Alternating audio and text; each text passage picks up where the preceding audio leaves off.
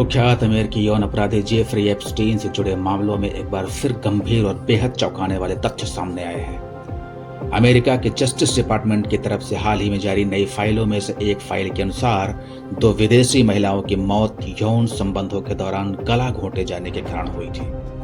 बाद में एप्स्टीन के एक कर्मचारी ने इन्हें न्यू मैक्सिको स्थित फार्म हाउस जोरो रैंच में दफना दिया। इसमें एप्स्टीन के करीबी सहयोगी गिस्लेन मैक्सवेल भी शामिल थे।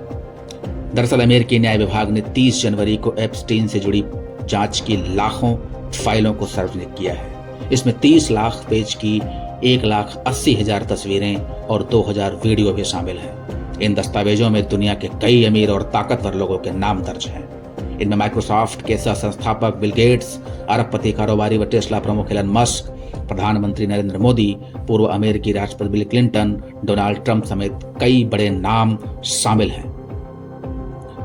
अब आते हैं अपनी कहानी के मूल बिंदु यानी कवर स्टोरी पर। इस पूरे मामले की शुरुआत 2005 में तब हुई जब फ्लोरिडा में एक 14 साल की लड़की की मां ने पुलिस में शिकायत दर्ज कराई।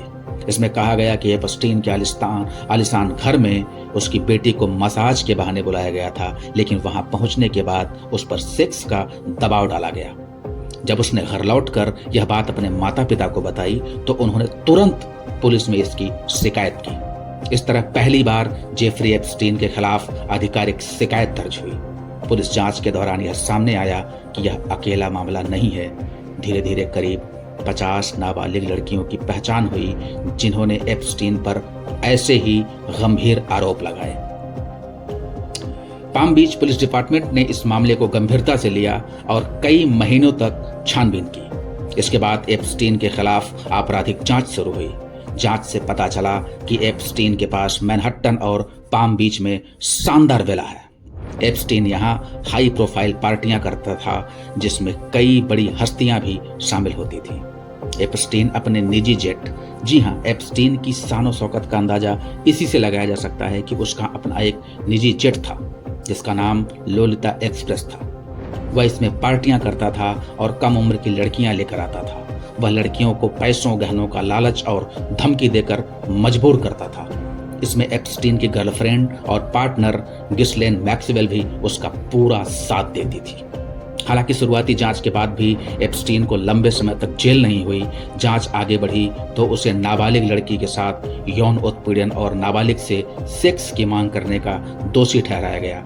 2008 में उसे पहली बार जेल हुई, लेकिन उसका रसूख इतना था कि सिर्फ 13 महीने की सजा सुनाई गई, जिसमें वह जेल से बाहर आकर काम भी कर सकता था।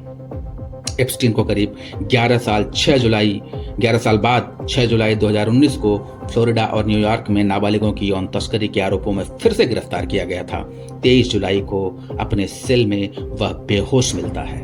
उसके गले पर चोट के निशान थे। माना गया कि किसी ने उसकी जान लेने की कोशिश की थी। इसके बाद उसकी सुरक्षा बढ़ा दी गई, लेकिन उसे जल्द ही हटा भी लिया गया।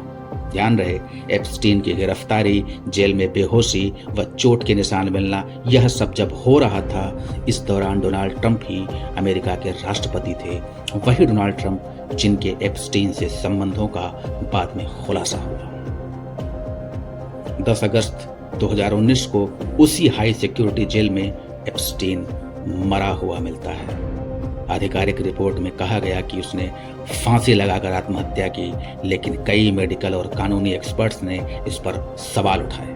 पोस्टमार्टम रिपोर्ट में कहा गया कि एप्स्टीन के गर्दन की कुछ हड्डियां टूटी थीं। ये चोटें आमतौर पर गला घोंटने से जुड़ी होती हैं, आत्महत्या से नहीं। जिस दिन एप्स्टीन की मौत हुई उस समय उसके सेल के बाहर लगे सुरक्षा कैमरे काम नहीं कर रहे थे और फुटेज भी गायब थे। चूंकि एप्स्टीन के क्लाइंट लिस्ट में बड़े बड़े नाम शामिल थे, ऐसे में माना गया कि राज खुलने के डर से उसकी हत्या कराई गई है। एप्स्टीन की मौत के बाद FBI और जस्टिस डिपार्टमेंट ने इसकी जांच शुरू की। हालांकि इस जांच का क्या हुआ कोई नहीं जानता। वहीं एप्स्टीन के पार्टनर गिस्लेन मैक्सवेल को 2021 में उसकी मदद करने के आरोप में दोषी करार दिया गया। वह